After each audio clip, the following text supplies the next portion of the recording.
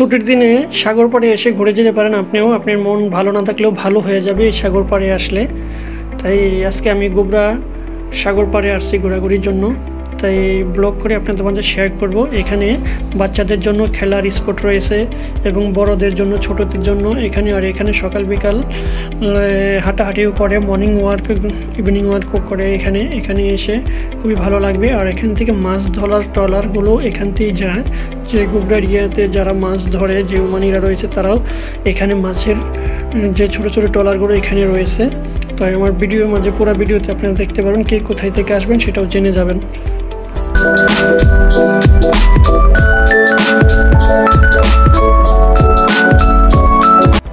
আসসালামু আলাইকুম, নতুন একটি ব্লগে আপনাদেরকে স্বাগতম। বন্ধুরা, আজকের ব্লগটি আমি সাজিয়েছি ওমানের সাগর পাড়ে ঘুরতে যাব এবং ব্লগ করে আপনাদেরকে মাঝে শেয়ার করে দেব।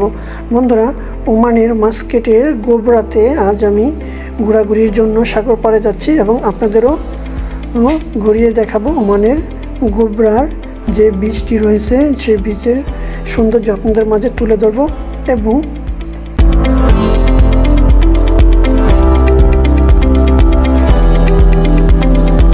আর বন্ধুরা, যেতে যেতে চোখের নজরে পড়ে গেল এই একটি জাহাজের আকৃতি দিয়ে একটি বিল্ডিং বানিয়েছে। এই বিল্ডিংটি দেখে খুবই ভালো লাগলো। যে এই বিল্ডিংটি ভাবলাম যে সাগরের মাঝে যে শিপ চলে, সেই শিপ ডাঙায় কিভাবে আসলো। এইটি বন্ধু একটি শপিং মহল।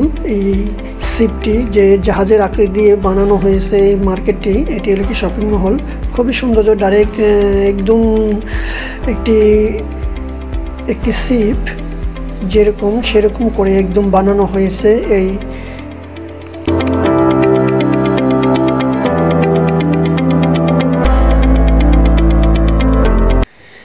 জাহাজের আকৃতি দিয়ে এই বিল্ডিংটি বানানো হয়েছে। এইটি একটি বর্তমানে মার্কেট শপিং মহল। এটি বন্ধুরা, এই আমার এই ভিডিওর মাঝে আপনাদেরকে আমি জানিয়ে দেব কে কোথায় থেকে কিভাবে আসবেন। আর এই গোবরা বীচটির লোকেশনটি অবশ্যই আমি এখন জানিয়ে দেব। আপনারা কেউ যদি আসতে চান, যে যেখান থেকে আসতে চান, ওমানে যারা রয়েছেন অবশ্যই আসতে পারবেন, এখানে এসে ঘুরে যেতে পারবেন। বন্ধুরা, এই গোবরা বীচটি খুবই সুন্দর। এই জায়গাটিকে এখানে ফ্যামিলি মেম্বার কিংবা বাচ্চা কিংবা সকাল বিকালে এখানে মর্নিং টাইম কিংবা ইভিনিং টাইম এখানে ওয়ার্ক করা হয় এবং জগিং করা হয়, যেটাই করে। এখানে বাচ্চাদের জন্য খেলার জন্য বিনোদন কেন্দ্র আছে এবং বড়দের ফ্যামিলিদের জন্য এখানে বিকেলবেলা হলে তারা এখানে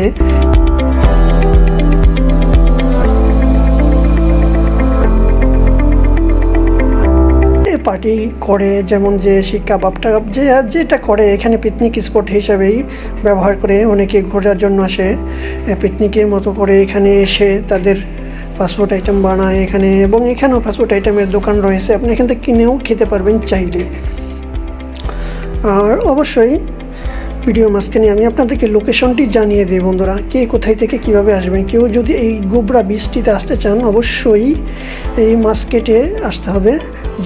যদি মাস্কেট বাইরে থাকেন ওমানের, আর মাস্কেটে যারা আছেন অবশ্যই তারা এসে দেখতে পারেন, এসে ঘুরে যেতে পারেন। এখানে এসে গোবরা লুলু মার্কেটে এখানে এসে নেমে আপনি এখানে তো ট্যাক্সি আসবে না, এঙ্গেজ ট্যাক্সি ছাড়া এঙ্গেজ ট্যাক্সি নিয়ে আপনি আসতে হবে। আর নেই তো প্রাইভেট গাড়ি দিয়ে আপনাকে আসতে হবে। প্রাইভেট গাড়ি দিয়ে যদি আসেন তার সমস্যা নেই। আপনি গোবরা এসে কাউকে জিজ্ঞাসা করলে হবে যে আমি গোবরা বিচে যাব, কিংবা বাংলাদেশ স্কুলটা কোথায়, বাংলাদেশ স্কুলের পিছেই এই গোবরা বীচটি। এবং এদিক দিয়ে আসলে এটি হলো মাস্কেট মেন রোড, সুলতান কাবাস রোড থেকে গোবরা রাউন্ডপুর থেকে আপনি আসতে পারেন। একদিক দিয়ে আসতে পারেন, গালা থেকে আসতে পারেন, আজবা থেকে আসতে পারেন। বিভিন্ন জায়গা থেকে আসলে আপনি গোবরা বিচে যাবেন এটা বললেই হবে। আপনাকে এখানে মানুষের কাছে জিজ্ঞাসা করলেই আপনাকে দেখিয়ে দিবে কিভাবে এই গোবরা বিচে আসতে পারেন। আর এখানে এঙ্গেজ ট্যাক্সি ছাড়া আসে না। আর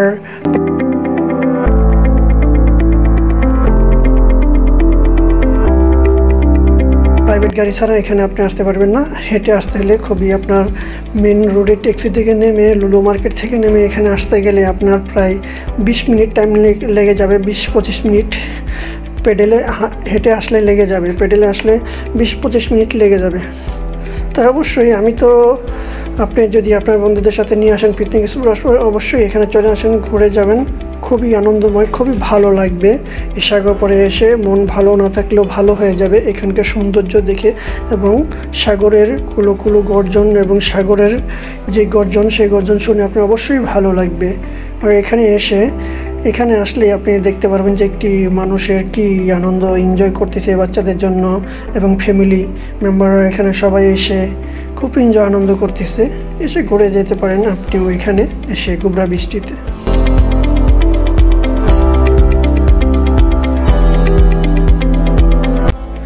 হ্যাঁ, ব্লকের মাঝে আপনারা কোনো মানুষ দেখতে পারতেছেন না, শুধু পানি আর সাগরের ঢেউ দেখতেছেন বন্ধুরা।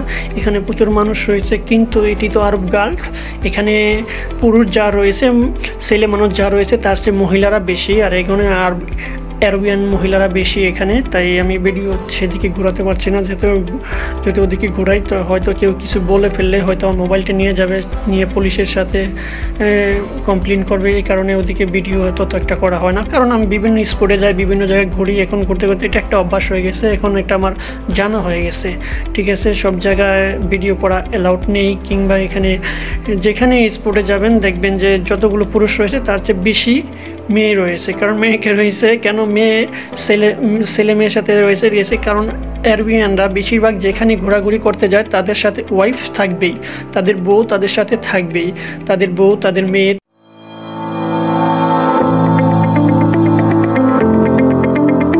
তাদের বাচ্চা থাকবেই। এগুলা নিয়ে তারা এক গাড়ি ভরে বিভিন্ন পার্কে, বিভিন্ন সাগর পাড়ে, বিভিন্ন স্পটে তারা ঘোরাঘুরি করে। তারা যেখানে যাবে তাদের ওয়াইফকে সাথে নিয়ে যাবে। তাই এখানে যতগুলো পুরুষ আছে তার চেয়ে বেশি মহিলা রয়েছে, কারণ তাদের মেয়ে ছেলে এখানে সবই রয়েছে, অনেক আছে। তাই আমি ওদিকে ভিডিওটি ঘুরাইতে পারতেছি না, অথবা ভিডিওর দিকে দেখাতে পারি না।